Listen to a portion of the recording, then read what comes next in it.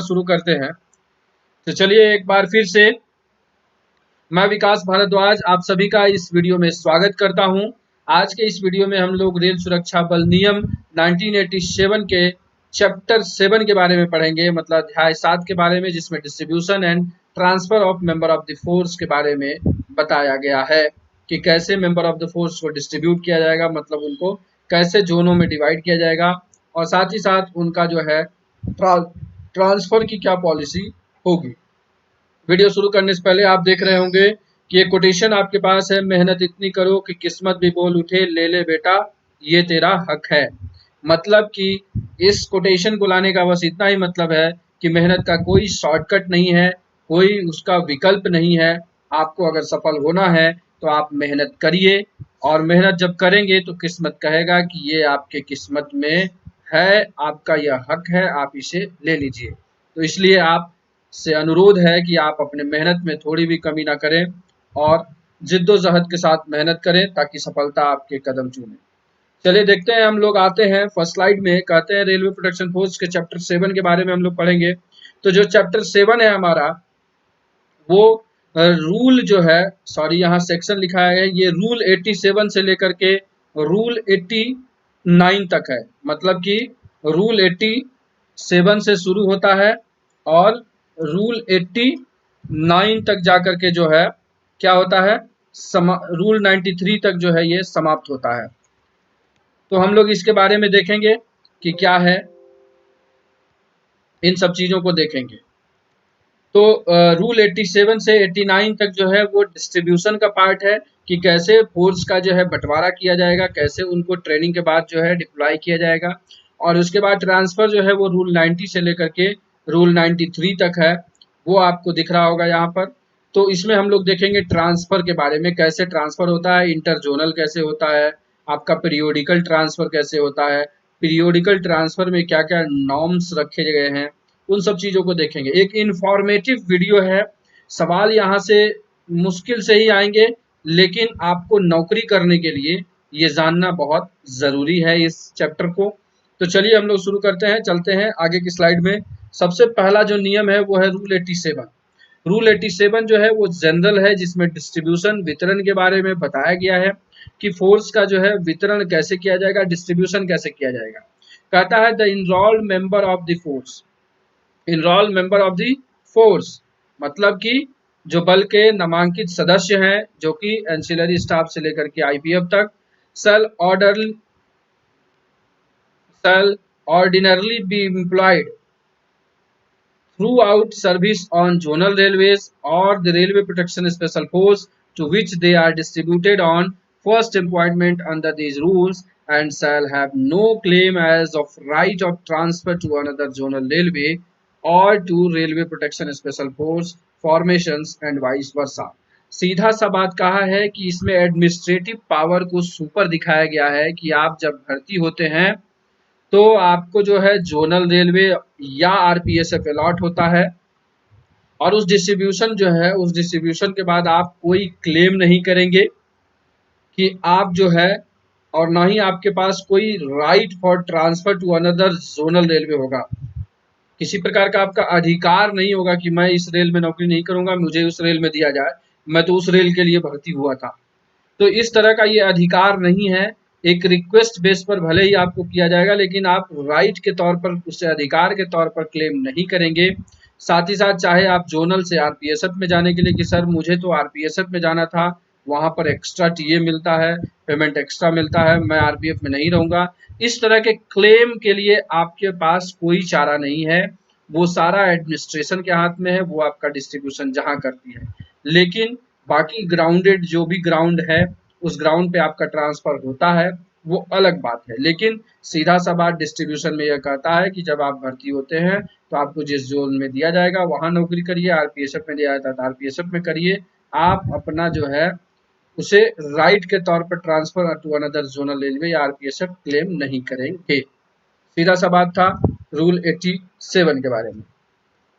आइए रूल 88 में है असिस्टेंट कमांडेंट, जो सहायक कमांडेंट है उनके बारे में कि उनका कैसे होगा डिस्ट्रीब्यूशन। पहला तो हम लोगों ने जनरल देखा, enrolled member of the force के बारे में। लेकिन अपने पास क्या है, enrolled member of the force IPF तक ही होते हैं, लेकिन उसके बाद सुपीरियर ऑफिसर आते हैं जो यूपीएससी के एलाइड सर्विस से आते हैं, जो कि एलाइड सर्विस है, उस सर्विस से आते हैं असिस्टेंट कमांडेंट। तो इनका क्या कहता है, directly recruited assistant commandant shell be distributed among the zonal railways for zonal railways and railway protection special force in such manner as may be considered necessary by the appointing authority in public interest। इनका भी यही कहा गया है कि जो भी सीधा भर्ती होकर के आएंगे सहायक कमांडेंट, उन्हें आंचलिक रेल में, क्षेत्रीय रेल में या फिर आरपीएसएफ में उनका डिप्लॉयमेंट किया जाएगा और उन्हें ऐसी रीति से बांटा जाएगा जो कि नियुक्ति प्राधिकारी, जो उनका अपॉइंटमेंट अथॉरिटी है, लोकहित में आवश्यक समझेगा। दूसरा पॉइंट कहता है all other assistant commandants promoted from the rank shall continue to retain their lien on the parent zonal railway और on the railway protection special force. अब क्या है, कोई ये तो डायरेक्ट वाले के लिए हो गया। अब मान लीजिए आईपीएफ से कोई एएससी बना है तो उसके लिए क्या है कि रैंक से प्रोन्नत किए गए सभी अन्य सहायक कमांडेंट मूल आंचलिक रेल या रेल संरक्षण विशेष बल में अपना ग्रहणाधिकार बनाए रखेंगे। मतलब कि अगर वो ट्रांसफर उनका हो, मतलब कि प्रमोट होते हैं तो वो वहीं पर बने रहते हैं, मूल जो उनका एक्चुअल जो जोन है, जिस जोन से वो प्रमोट होते हैं वहां बने रहते हैं, लेकिन फिर उन्हें भी जो है क्या होता है, आवश्यक जो है लोकहित में ट्रांसफर किया जाता है। तो ये दो पॉइंट देखा हम लोगों ने असिस्टेंट कमांडेंट के बारे में। अब हम लोग आते हैं रूल 89। इसमें अभ्यावेशित बल सदस्य या नामांकित बल सदस्य इनरोल्ड मेंबर को कहिए, जिसमें कि दो ही पद है इनरोल्ड मेंबर के जिनका डायरेक्ट भर्ती होता है, एक तो सब इंस्पेक्टर, दूसरा कांस्टेबल। तो दोनों पॉइंट इसमें दिया हुआ है। 89 का क्लॉज 1 सब इंस्पेक्टर के लिए है कि on successful completion of initial training, अपनी प्रारंभिक जो है प्रारंभिक प्रशिक्षण को जो है सक्सेसफुली कंप्लीशन करने के बाद direct recruit shall be distributed amongst the zonal railways and railway protection special force in such manner as may be considered necessarily by the appointing authority in public interest। सीधा सा बात है, appointing authority आपको जहां deploy करेगी public interest में, आपको वहां पर जाना है। ये सब इंस्पेक्टर के लिए है। सेम चीज वही है आपके लिए कांस्टेबल के लिए भी कि on successful completion of initial training direct recruit shall be distributed for enrollment amongst the divisions, production units and railway protection special force battalion in such manner as may be considered necessary by PCSC concerned in public interest। मतलब कि अब जो है PCSC जो है आपको जहां पर भी आपने जोन में जैसे भी हो डिप्लॉय करता है, डिवीजन में, प्रोडक्शन यूनिट में, तो वहां पर कांस्टेबल का डिप्लॉयमेंट होगा। ये 89 का क्लॉज 2 कांस्टेबल के लिए था। तो अब हम लोगों ने ये दोनों चीजें देख ली। डिस्ट्रीब्यूशन के जो है 3 सेक्शन थे, 87, 88 और 89। उस तीनों को हम लोगों ने देखा। ये डिस्ट्रीब्यूशन के बारे में बताता है। अब जो है 90, 91 और 92, 93 ये चारों सेक्शन आपको ट्रांसफर के बारे में बताता है। सबसे पहले जो है रूल 90 पर आते हैं, जिसमें कि सामान्य के बारे में बताया गया है।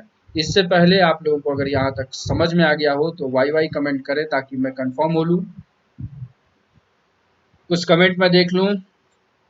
सर आरपीएफ की भर्ती कब आएगी, कुछ बताओ ना। आरपीएफ की भर्ती के बारे में अभी सारी चीजें, अब क्या कहा जाए, अंधेरे में है, क्योंकि इस कोविड-19 की महामारी में जब भी जो भी हो भर्ती तो होनी है। अब कब होगी इसका कोई भी मतलब कि कोई डेट मैं नहीं बता सकता हूँ। बाकी जब आएगी तो सूचित मैं कर दूंगा अपने चैनल के माध्यम से। Very good, very good, very good, very good, very good, very good. चलिए, तो आप लोगों को सारा चीज समझ में आ रहा है, तो इसका मतलब कि मेरी मेहनत जो है वो सफल हो रही है कि आपके पास जो है मैं कम्युनिकेट कर पा रहा हूँ। और आप ये देख सकते हैं कि डिजिटल क्रांति का कितना लाभ है कि मैं कहाँ हूँ इंडिया में और आप कहाँ हैं और लाभान्वित हो रहे हैं।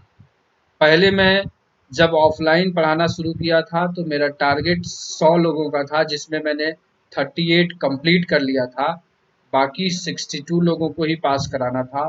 लेकिन जब से मैं ऑनलाइन की दुनिया में आया, मैंने अपने टारगेट को बढ़ाया ताकि मैं ज़्यादा से ज़्यादा लोगों को मदद कर सकूं। तो काफ़ी अच्छा लगता है जब मैं आपकी मदद कर पा रहा हूं।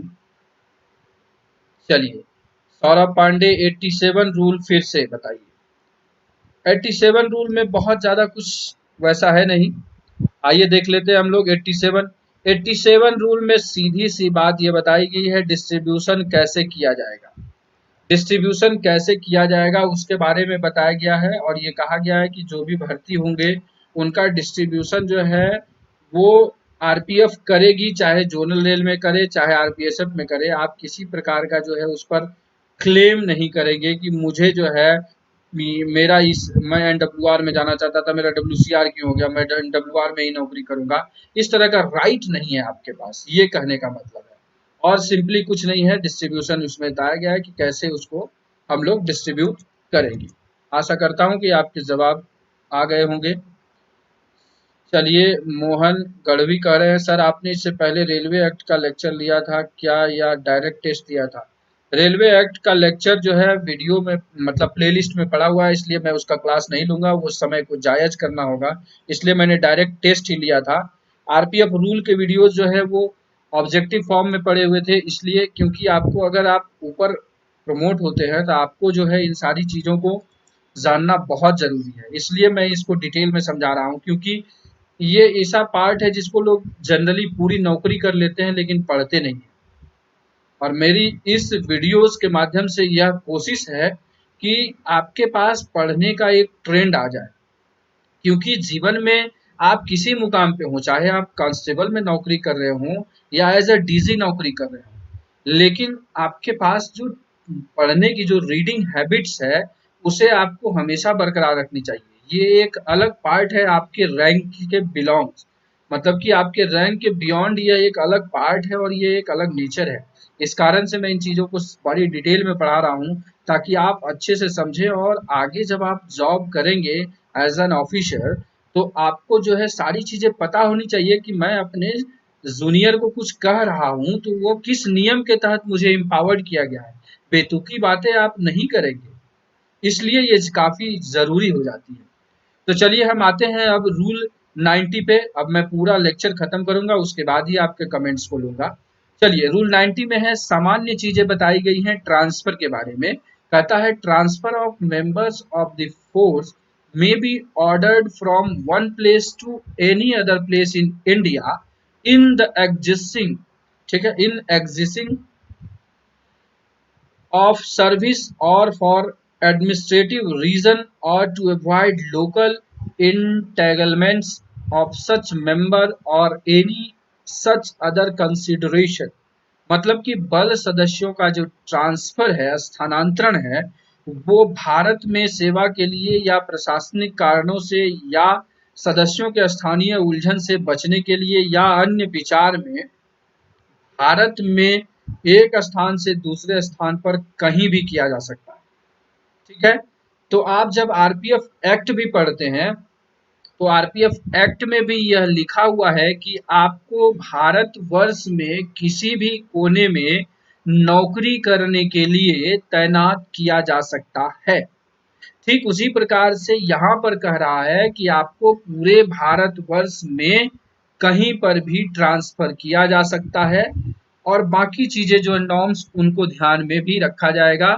अगर आपके साथ किसी प्रकार का कोई जो है लोकल स्थानीय उलझन हो जाती है तो फिर आपका ट्रांसफर हो जाएगा।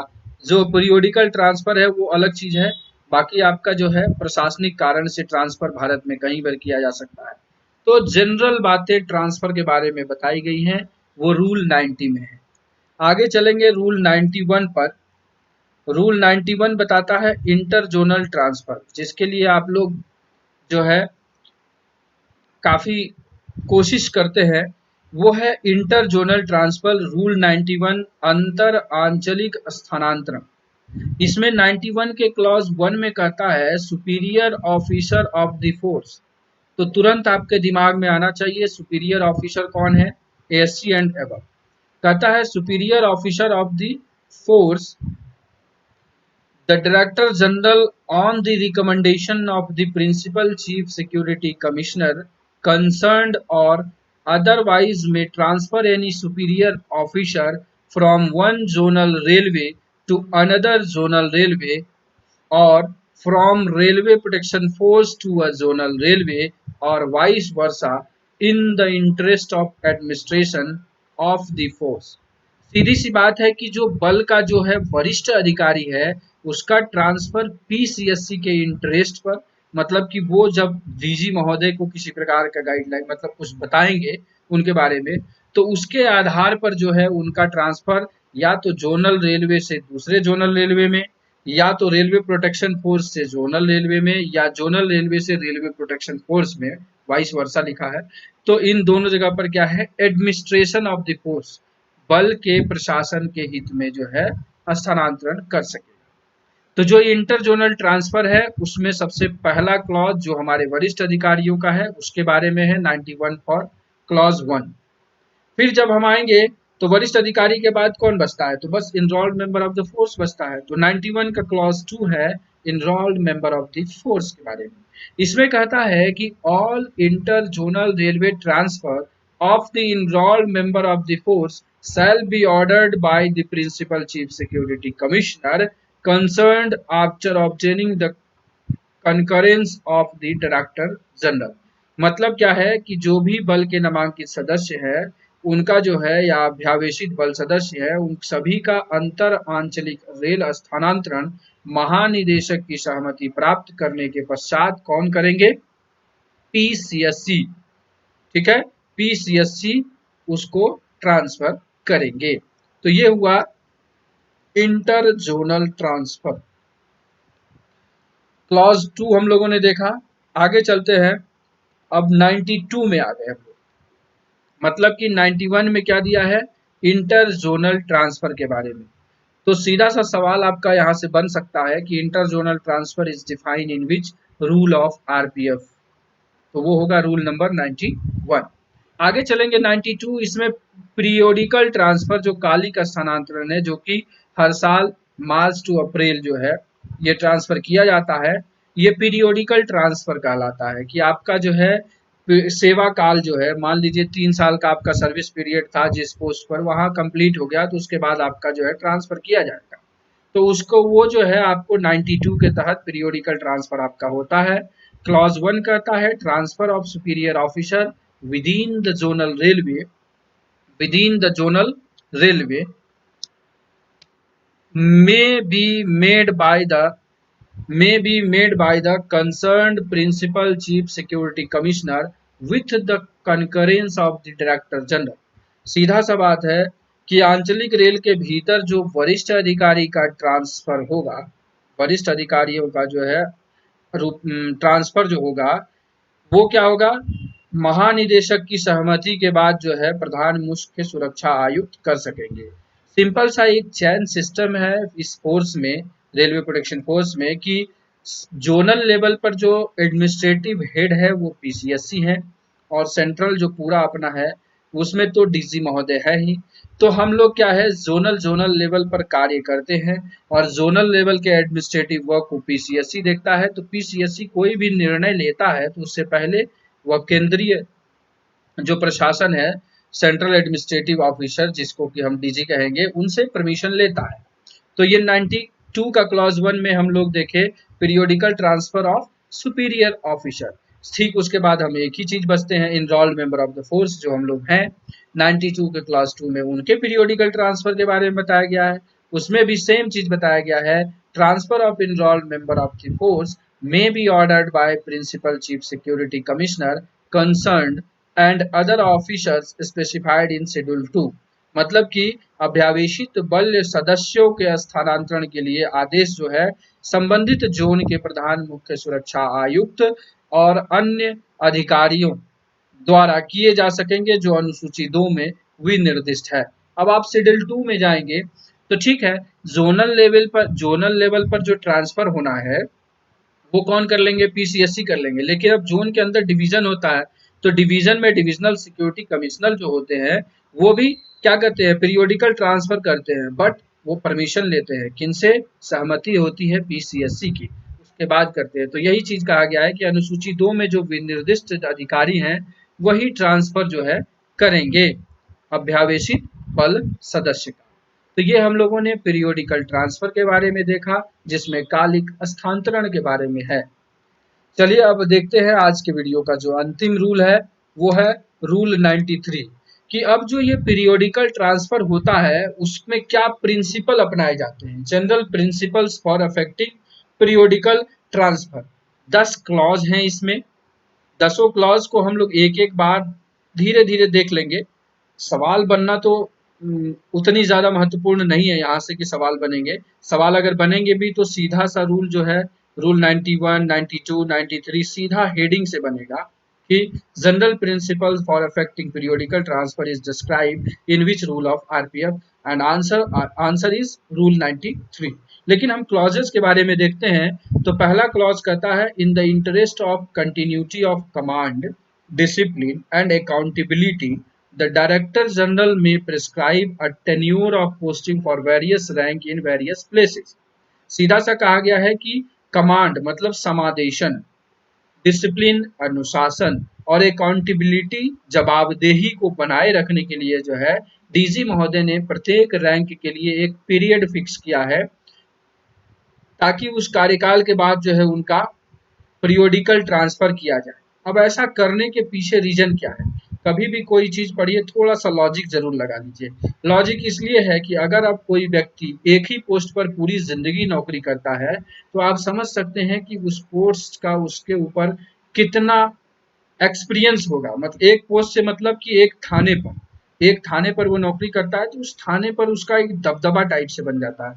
वो अपने आप को मतलब कि थोड़ा सा ओवर रिएक्ट करेगा हर चीजों में। तो इस कारण से जो है डिसिप्लिन खराब होगा, अनुशासन खराब होगा, उस पर कमांड कम हो पाएगा, उसकी जो अकाउंटेबिलिटी कम हो जाएगी। अरे हमको यहीं रहना है यार, जब भी जो अच्छा काम करे बुरा काम करे, मैं तो इसी थाने में ही रिटायर होने वाला हूँ। तो इन सब चीजों को बनाए रखने के लिए जो है डीजी महोदय ने इस कार्यकाल को निर्धारित किया है। अब हम लोग चलेंगे 93 के क्लॉज 2 में। जब हम क्लॉज 2 पढ़ते हैं उसमें कहता है ऑर्डिनरली, साधारणतया या सामान्य रूप से, no member of the force shall be transferred from one station to another unless he has been at that station for the normal prescribed tenure, nor he shall be allowed to remain at that station for more than 1 year thereafter with the specific approval of PCSC concerned in respect of enrolled member of the force and of the Director General in respect to superior officer। ये थोड़ा सा exceptional वाला आ गया। इसमें कहता है कि सेना जो कि फोर्स का बल के किसी भी सदस्य को एक स्टेशन से दूसरे स्थान तक मतलब दूसरे स्टेशन पर तब तक स्थानांतरित नहीं किया जाएगा जब तक कि वह अपना कार्यकाल पूरा नहीं कर लेता है। लेकिन कार्यकाल से पहले जो है अनुशासनिक कार्यवाही में एडमिनिस्ट्रेटिव मैनर पर जो है उनको कर सकते हैं।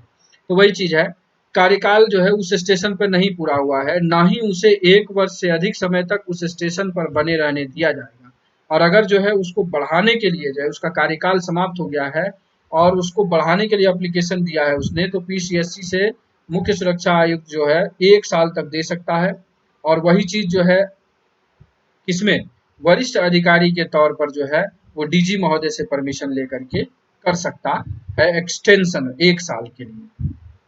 कहता है provided that the member of the force posted to bad climate area, जो है बुरे जलवायु क्षेत्र में जो है पोस्टेड हैं, और out of the way places, मतलब कि जो कि खराब जलवायु क्षेत्र में है या फिर बाहरी क्षेत्र में आउट ऑफ द वे में है, may be transferred after they have served in such area और प्लेस फॉर अबाउट 2 years।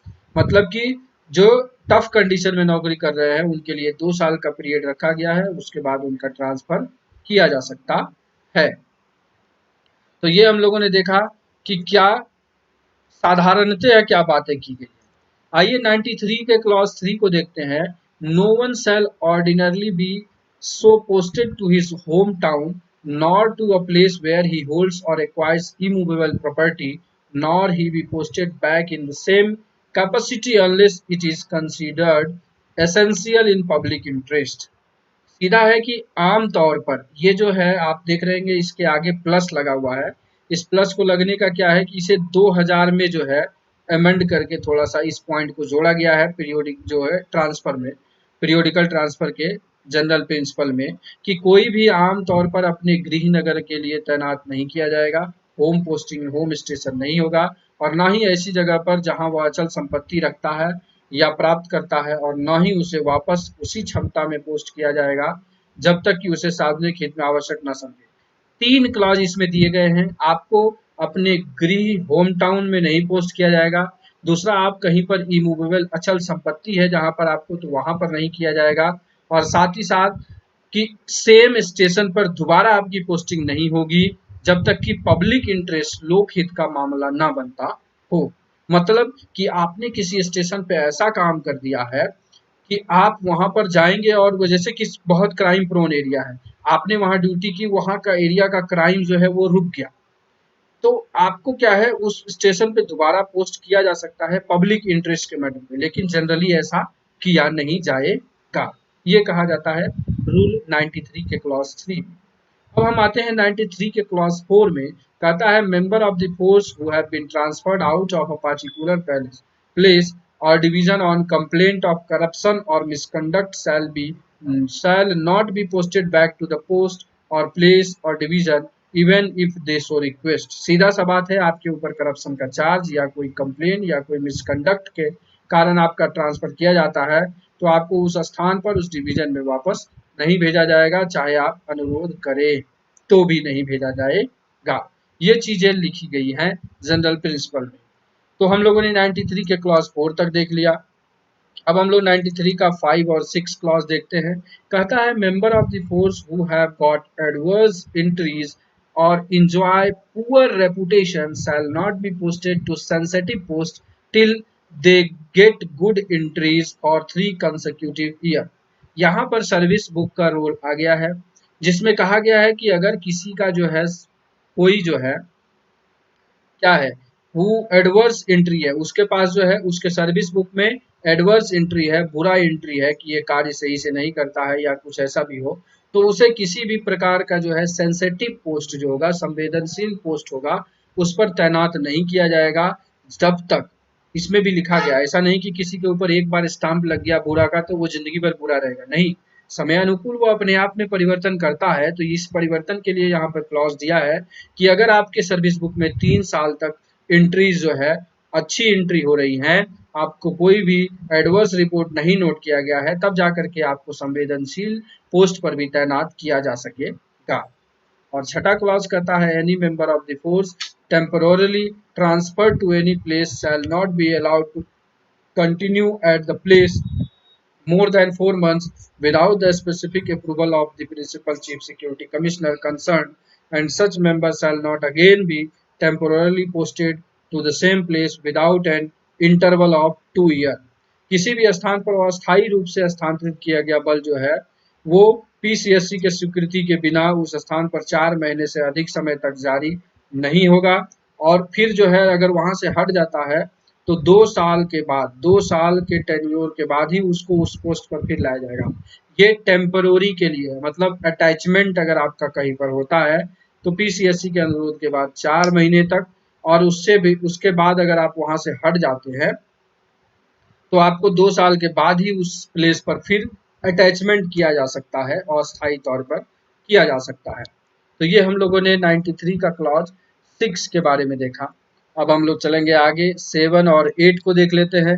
96 का क्लॉज 7 कहता है where a member of the force before completion of his normal tenure at a particular place wishes to get himself transfer to another place so that his children may have continuity of education at the new station for next few years, such member may be allowed transfer before completion of normal tenure after taking into account the interest of administration। तो अब यहाँ पर क्या है, बच्चों का भविष्य है, बच्चे देश के भविष्य है, उसके तौर पर एक क्लॉज दिया गया कि अगर आपका टेन्योर कंप्लीट नहीं भी हुआ है तो भी आपका ट्रांसफर कर दिया जाएगा। अगर आप कहते हैं कि आपका न्यू स्टेशन जहाँ है वहां पर आपके बच्चे के पढ़ने का पूरा चीज है, मतलब बच्चे को अगले कुछ वर्षों तक नए स्टेशन पर शिक्षा की निरंतरता रहे, तो इसमें आपको अनुमति मिल जाती है, और वो प्रशासन उसमें अपना हित ध्यान में रखते हुए आपका पीरियोडिकल ट्रांसफर जो है उन चीजों को करता है। एंड 93 का क्लॉज 8 है request from member of the force और mutual transfer within the division और from one division to the other shall be decided on merits keeping in view the general policy regarding transfer and posting. As far as possible, such requests shall be considered only during the time to periodical transfer. अगर आप एक division में ही transfer सोच रहे हैं एक post से दूसरे पोस्ट पर और साथ ही साथ एक डिवीजन एक जोन में एक डिवीजन से अदर डिवीजन भी आपको जाना है तो अगर आप रिक्वेस्ट करते हैं तो आपका वो कंसीडर किया जाएगा कब पीरियोडिकल जब ट्रांसफर होता है उसी समय आपको इस समय पर वो कंसीडर करके आपका ट्रांसफर किया जाएगा। एंड अब हम लोग लास्ट चलेंगे नाइन्थ नंबर पॉइंट है नाइन्थ और 10th को देखते हैं। Any member of the force facing departmental proceedings and who is due for periodical transfer on completion of normal tenure में not ordinarily be transferred unless such transfer is in public interest or where such transfer is in the interest of expeditious finalization of disciplinary proceeding। सीधा सा बात है आपके साथ अगर कोई अनुशासनिक कार्यवाही चल रही है तो उस समय आपका पीरियोडिकल ट्रांसफर होगा भी तो नहीं किया जाएगा। समझे, आपका पीरियोडिकल ट्रांसफर नहीं किया जाएगा जब तक कि आपका अनुशासनात्मक कार्यवाही जो है वो पूरा न हो जाए। लास्ट पॉइंट कहता है if member of the force under order of transfer applies for leave it shall not be granted to him without prior permission of the transferring authority. अगर आपका जो है क्या है अगर आपने ट्रांसफर के लिए आपका है क्या किया है if member of the force order of transfer applies for leave, अगर आपका ट्रांसफर का ऑर्डर आ गया है और आप छुट्टी करते हैं अप्लाई तो आपको छुट्टी नहीं दिया जाएगा जब तक कि ट्रांसफरिंग अथॉरिटी परमिशन ना देगी। Providing that where a transferred member is hospitalised as an indoor patient or in such other serious cases he may be allowed leave under intimation to the transfer authority। ये कहा गया है कि अब जब transfer आपका किया गया उस समय आप जो है हॉस्पिटलाइज थे अस्पताल में भर्ती थे और अस्पताल में जो है आप इंडोर पेशेंट के तौर पर थे सीवियर कंडीशन था आपका तो उस समय जो है आपको छुट्टी दिया जाएगा और इंटीमेशन कर दिया जाएगा किसको ट्रांसफरिंग अथॉरिटी को जिसने आपका स्थानांतरण किया है। एंड लास्ट क्लॉज कहता है provided further that the provision contained in sub rule 2 and 3 shall not apply to member of the force who are going to their last posting before superannuation। मतलब कि आप अपनी सेवा काल पूरा कर रहे हैं तो आपके ऊपर जो है इस जो रूल है 93 का क्लॉज 2 और क्लॉज 3 जो हम लोगों ने पहले देखा वो आपके ऊपर जो है वो क्लॉज 2 और 3 जो है आपके ऊपर लागू नहीं होगा। तो ये सारी चीजें हम लोगों ने देखी रूल 93 में। इस तरीके से जो है आज का लेक्चर कंप्लीट होता है। अगर आपको लेक्चर समझ में आ गया होगा तो आप वाई कमेंट करके मुझे कंप्लीट करें ताकि मैं आज के लेक्चर को कंक्लूड कर सकूं।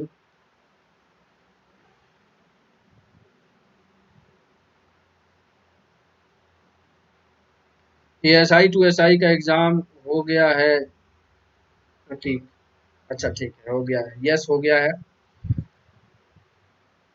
बहुत अच्छे बहुत अच्छे बहुत अच्छे, वेरी गुड। आप लोग वीडियो को जो भी ऑनलाइन है सारे लोग लाइक कर दें, वेरी गुड बहुत अच्छे। साथ ही साथ टेस्ट सीरीज के लिए आप इस चैनल पर ज्वाइन बटन से ज्वाइन हो जाए ताकि आपको ऑब्जेक्टिव टाइप मल्टीपल क्वेश्चन मिलता रहे, वेरी गुड बहुत अच्छे बहुत अच्छे, वेरी गुड वेरी गुड। और अगर आप लोगों का कुछ सुझाव हो तो आप उसे कमेंट करके छोड़ दीजिएगा, मैं बाद में देख करके उसे सुधार करने की कोशिश करूंगा। भनवारे जी पीडीएफ, वेरी गुड। पीडीएफ के बारे में आप ना सोचें, आप कोई भी पीडीएफ डाउनलोड कर ले, आरपीएफ रूल आपको मिल जाएगा या आपके पास कोई बुक हो आप उससे पढ़ सकते हैं। इस पीडीएफ से आपका काम नहीं चलेगा क्योंकि इसे मैंने लेक्चर फॉर्म में डिस्क्राइब किया है, इस कारण से आप इससे पीडीएफ से ज़्यादा लाभ नहीं उठा पाएंगे। कोशिश मैं कर रहा हूँ कि एक शॉर्ट नोट्स टाइप से जो है कुछ चीज़ें बना दूँ ताकि आपको रिवीजन करने में आसानी हो, लेकिन वो अभी आपको नहीं मिल पाएगा। PDF please give me, PDF के चक्कर में ना रहें तो मैं यही कहूँगा, क्योंकि मेरा एक उसूल है पढ़ाने का कि मैं कभी भी अपने स्टूडेंट को शॉर्टकट नहीं अपनाने देता हूँ, और ना मैंने अपनाया है ना मैं अपनाने देता हूँ। ये मेरी एक पॉलिसी है। इस कारण से मैं आप लोगों को लेक्चर का पीडीएफ नहीं दूंगा। हाँ, जो मैं टेस्ट लेता हूँ उसका पीडीएफ आपको प्रोवाइड किया जाएगा ताकि आप रिवीजन कर सके। आप अपने अनुसार जो है नोट्स जरूर बनाएं। कोई बल सदस्य अगर वह निलंबन में रहता है तो क्या उसका ट्रांसफर दूसरा पोस्ट डिवीजन में हो सकता है? नहीं होगा। निलंबन में कैसे हो जाएगा? जब तक आप ज्वाइन ही नहीं करेंगे तब तक आपका ट्रांसफर नहीं किया जाएगा, क्योंकि किसी भी बल सदस्य को निलंबन उस पर अनुशासनात्मक कार्यवाही के लिए की जाती है। तो जब होगा तो फिर उसके बाद, तो जब तक आपका सस्पेंशन रिवोक नहीं होगा तब तक आपका ट्रांसफर नहीं किया जाएगा। 93.2 को अगेन डिफाइन करे सर। वेरी गुड सुशील, अभी कर देते हैं। 93.2 में बहुत ज़्यादा कुछ है नहीं, सिंपल सा चीज़ बताया गया है कि no member of the force shall be transferred from one station to another unless he has been at the station for the normal prescribed tenure, nor he shall be allowed to remain at the station for more than 1 year. Therefore, simple सा चीज है। इसमें 93 के class 2 में बताया गया है कि आपका जो है टेन्योर से पहले ट्रांसफर नहीं किया जाएगा, कहा यह गया है। लेकिन ये बोला गया है कि आपका उस टेन्योर के बाद भी 1 साल से ज्यादा आपको बढ़ाया नहीं जाएगा। ये दो चीज उसमें बताया गया है। और सुपीरियर ऑफिसर के कंडीशन में डीजी महोदय से परमिशन लिया जाएगा, ये उसमें बताया गया है। सीधा सा बस इतना ही समझिए जो उसमें बताया गया है। जो बाई क्लॉज है, बाई लॉज जिसको कहते हैं कि भाई ट्रांसफर कर दिया जाता है सर, आप कहेंगे वेरी गुड, कहेंगे कि ट्रांसफर क्यों कर दिया था? वो एडमिनिस्ट्रेटिव मैटर है। एडमिनिस्ट्रेशन कुछ भी कर सकती है, प्रशासन को बल को सुचारू रूप से चलाना है, इसलिए वो कुछ भी कर सकती है। ठीक है, तो 93 का क्लॉज 2 आपको समझ में आ गया होगा। Very good. Rules objective please give me. Ganpati कला, आप सबसे पहले चैनल से जुड़े हैं, आप चैनल से जुड़े नहीं हैं इसलिए आपको ऑब्जेक्टिव नहीं मिल रहा है, क्योंकि ओपन क्लास ऑब्जेक्टिव की मैं नहीं ले रहा हूँ। ऑब्जेक्टिव उन्हें ही मिल रहा है जो इस चैनल से ज्वाइन किए हुए हैं। तो ज्वाइन फैसिलिटी के थ्रू आप जुड़ जाएं तो आपको वो ऑब्जेक्टिव मिलता रहेगा। Very good. ऑनलाइन का समय पता नहीं चल पा रहा है। एम के सिंह, आपको मैसेज, आप टेलीग्राम से जुड़ गए होंगे तो समय से मैसेज चला गया होगा, और अगर यूट्यूब के माध्यम से भी आपको नोटिफिकेशन गया होगा। संजय सिंह, सर ई बुक 2 को लाने की कृपा करें। ई बुक 2 भी ला दिया जाएगा दोस्त। थोड़ा अब क्या है, एक हाथ से कितने काम कर सकते हैं? एक अकेला कुछ नहीं क्रांति ला सकता है, बदलाव नहीं ला सकता है। तो मैं क्रांति लाने की कोशिश कर रहा हूँ, बाकी देखते हैं। Kabi Sai sir, first test series will you said to give trick for 143, 53, 60, 64। अच्छा अच्छा, चलिए उस ट्रिक को जो है, उस क्वेश्चन को ऑप्शन से अगर हल करते काबी साई तो वो ट्रिक आसानी से आप पकड़ सकते थे। इसके लिए मैंने बताया था वहां पर, मिस हो गया। आगे के टेस्ट में आपको ले लिया जाएगा इन चीजों को। इन चीजों को मैं डिस्क्राइब कर दूंगा आगे के टेस्ट में। वेरी गुड, तो समझ गए होंगे आपको, यह लेक्चर समझ में आ गया है। तो चलिए अब हम लोग लेक्चर को कंक्लूड करेंगे। तो आज के लेक्चर को यहीं अब कंक्लूड करते हैं। मिलेंगे हम आपके साथ अगले लेक्चर में। तो आज के लेक्चर को यहीं समाप्त करते हैं। Thanks all of you to being the member of law for RPF LDC. आप मेरे साथ जुड़े रहें तो आपके लिए सफलता का राह आसान कर दूंगा। और अंत में इस वीडियो को ध्यानपूर्वक देखने के लिए आप सभी मित्रों का प्रेम पूर्वक धन्यवाद।